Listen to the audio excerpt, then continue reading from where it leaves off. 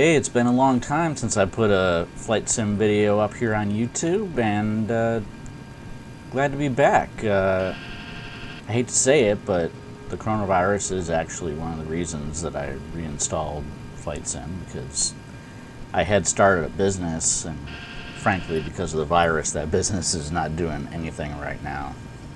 So I got time on my hands. So I decided to reinstall Prepared, and it had been updated to 4.5, and see how things go. And I have to say, it's pretty cool.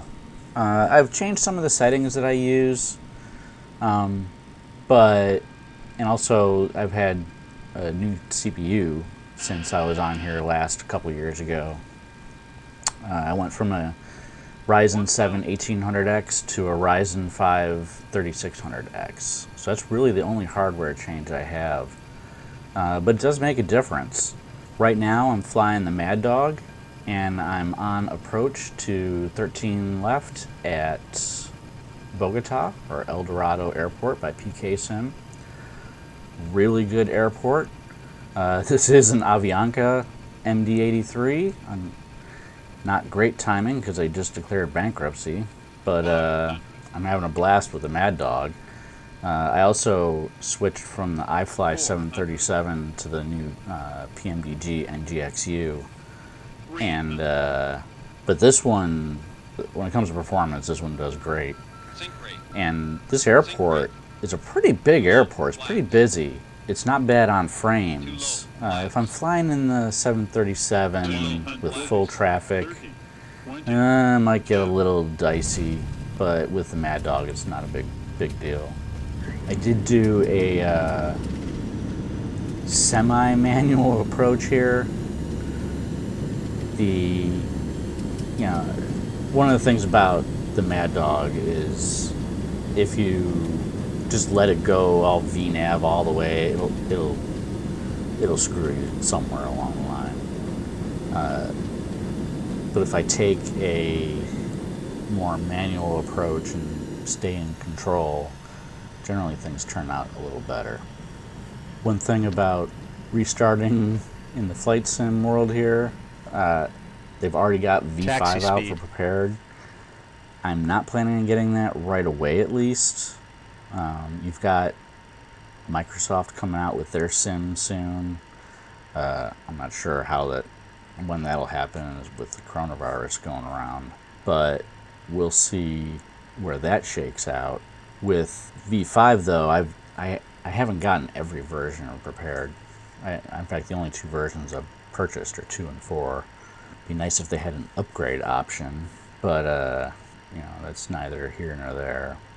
There's Avianca hangar here at Bogotá.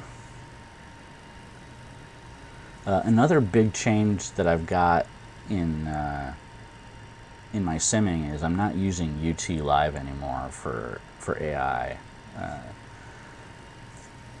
AIG came out with their one-click installer, and even though setting it up does take time, especially if you want some sort of global coverage, because you basically have to install every airline that you plan to see.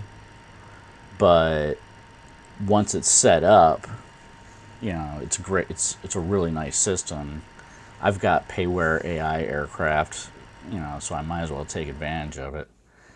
The other thing is, and it's what really struck me when I switched over, was if you use AIG, when you load up the scenario, the AI traffic's already there.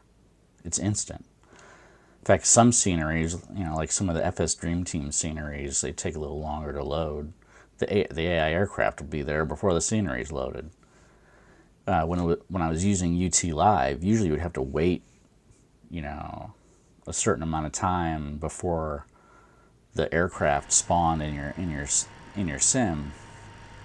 And when you try to judge the effect of the aircraft on performance, if you got to sit there and wait for them to spawn, you'll open up some hard airport on frames, and then it's like, oh, this FPS isn't too bad, and then the traffic shows up and just takes it down to ridiculously bad frames.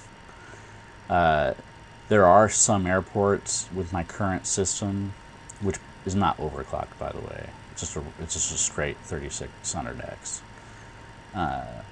There are some airports that I do have to dial back traffic in order to use them in a meaningful way.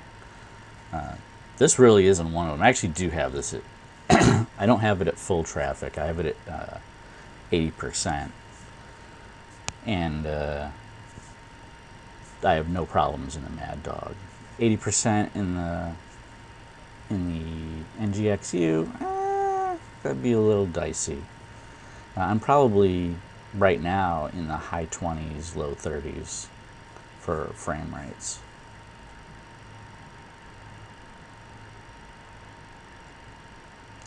I really like this airport though. PK Sim is actually, Colombia is it's probably the most concentrated country in South America for flight sim sceneries, because they've had multiple developers who focused on Colombia. PK Sim seems to be the best one right now, and Bogotá, this is an excellent airport. They have some other ones. In fact, actually, this flight, I departed Cali, and Cali is one of their older airports, and even though it has been updated for P3D V4, it's not in the same league as this airport.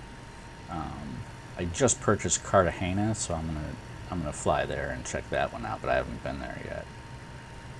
But it's pretty cool, especially with, in the 2 years that I was sort of out of flight simming, there was, look at that.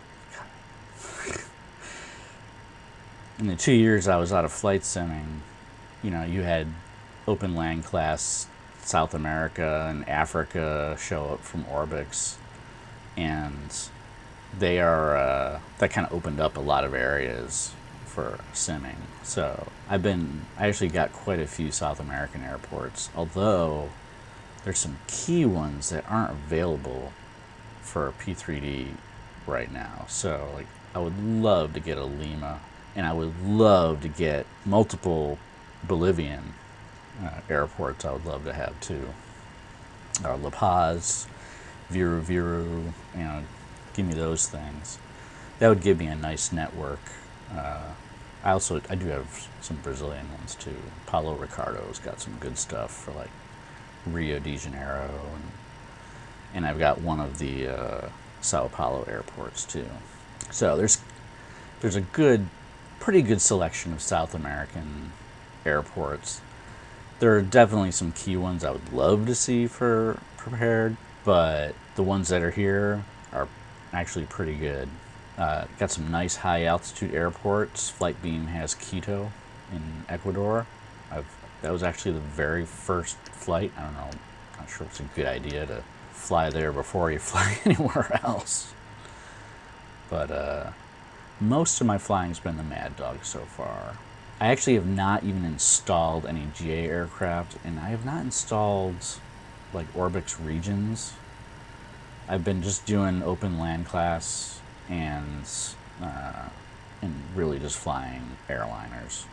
And it's the usual suspects. It's the Maddog, the 717 from TFDI, and now the PMDG NGXU. One of the problems with this 2-year period has been the fact that FS Pilot Shop went out of business, I guess.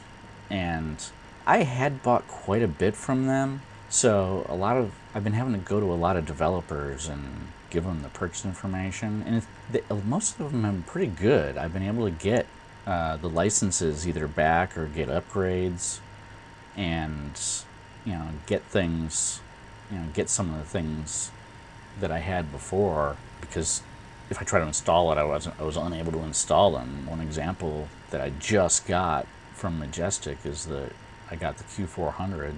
That was one that I had originally gotten from FS Pilot Shop, and now I had to kind of go through some hoops, but now I've got it back for P3D. So I may, to be honest, I never flew that one a ton. The 3 small jets take up by far most of my flying, but hey. All right, that's enough prattling on. I will leave you guys to it, and welcome to Colombia, and thanks for watching.